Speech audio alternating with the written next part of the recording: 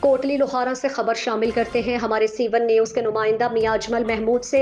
دنیا بھر کی طرح سیالکوٹ میں بھی ہر سال کی طرح 18 جیٹ 61 ہجری واقع کربلا معصوم ننھا شہزادہ علی اصغر نہایت عقیدت و احترام سے منایا جا رہا ہے۔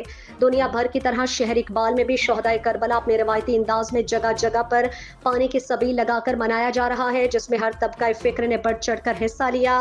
سیالکوٹ کی سب سے بڑی سبیل علامہ اقبال چوک میں لگائی گئی، جس میں سابق صدر ڈسٹرکٹ بار سید نجم گیلانی، ایڈوکیٹ چودھری فراز علی، ایڈوکیٹ سید شاکر عباس، راؤ نزاکت جعفری، ایڈوکیٹ عقیل عباس جنجوعہ، ایڈوکیٹ رشید سلہریہ، ایڈوکیٹ سید ذکی شاہ نے بھرپور شرکت فرمائی۔ سید عمران شاہ اور منتقم فورس کے زیر صدارت سبیل لگا کر پیاس سے نڈھال معصوم شہیدوں کی یاد تازہ کر دی۔ اس کے علاوہ دیگر عوام الناس نے پانی کی سبیل لگا کر راہگیروں مسافروں کو پانی پلایا اور ملک پاکستان کی خیر و عافیت کے لیے دعا بھی کی۔